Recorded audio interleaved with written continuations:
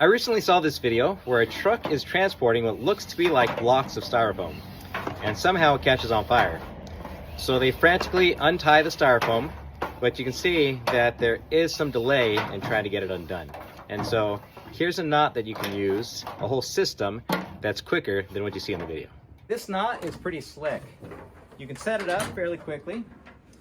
And not only do you have more mechanical advantage than a traditional trucker's hitch, it also is auto locking. So when I pull down, it's keeping the tension, pull down, keeping the tension, right?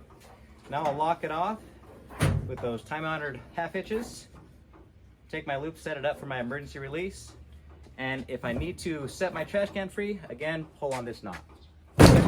And since we were mindful about how we tied our toggle knot, we can just slip it open and it comes apart no problem, even with all that tension we just applied to it.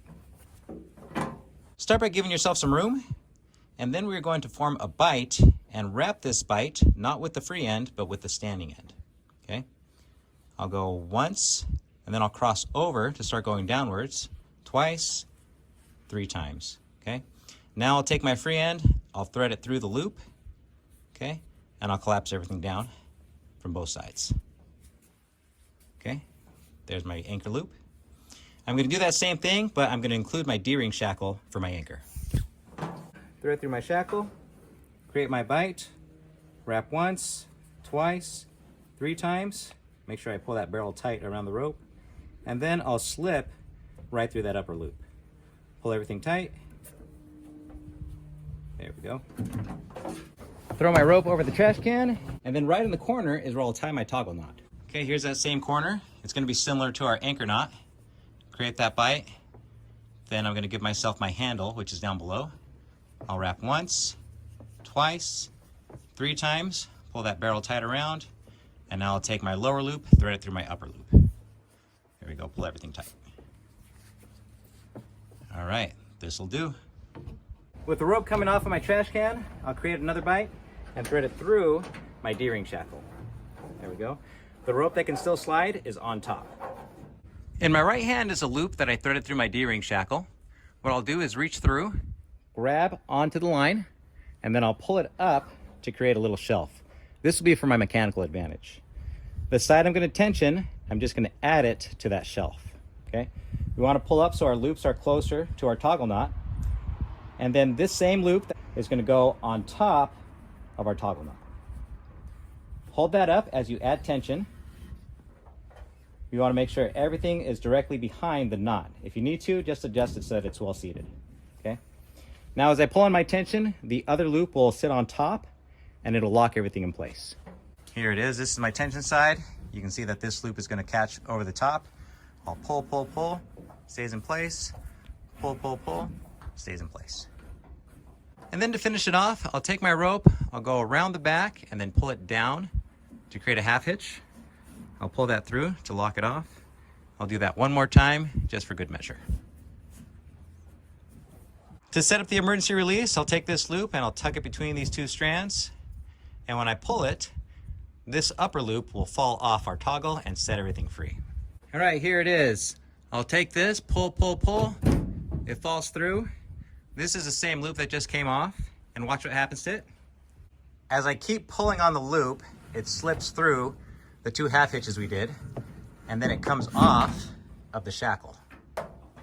This is what you're left with on this side. You can see the 2 half hitches I pulled through. It comes off very easily.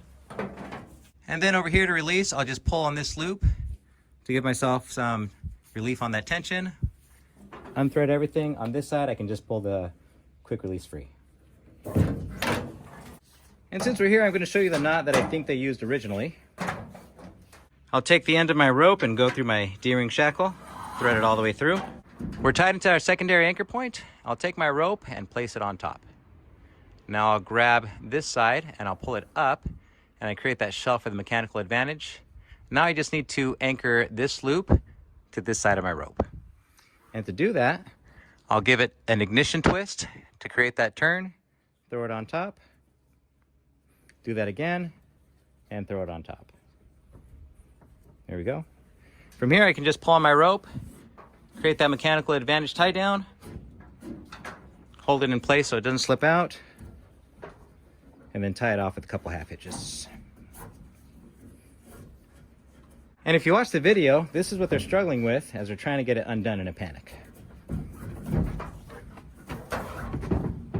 Thanks for watching. If you'd like to support my channel, you can pick up your very own Paramax. It's like giant paracord. It's at my shop, awesomeforsale.com.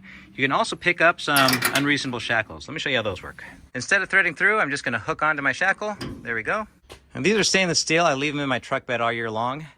To install this, I'll just create a little loop there. I'll pass it through, and then I'll go around the entire shackle. Okay? It doesn't matter how it falls because it works any way it lands. I'm a little too close to the side of my truck bed, so I'm just going to move this thing up. There we go. I'll hook into my top shackle, down below, and then once again up top. And this gives me a major mechanical advantage without the major effort.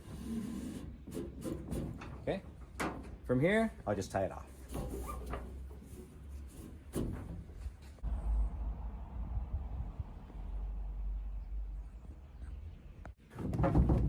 That's not going anywhere.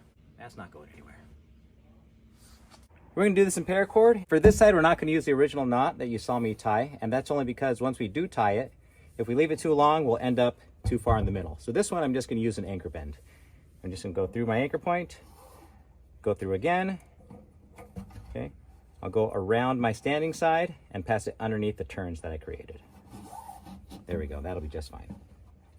Okay, today we are tying down this used oil container. So no, back through here. Okay, I'm going to take my loop, I'll pass it through. Okay, and we need to gauge where we're going to have our toggle knot. It's going to be right about there. Okay, let's move this out of the way as we tie it. Okay, so here we go. Here's our loop. Grab it once, twice, 3 times. Then take my handle and pass it through. Pull that tight. All right, we're looking good.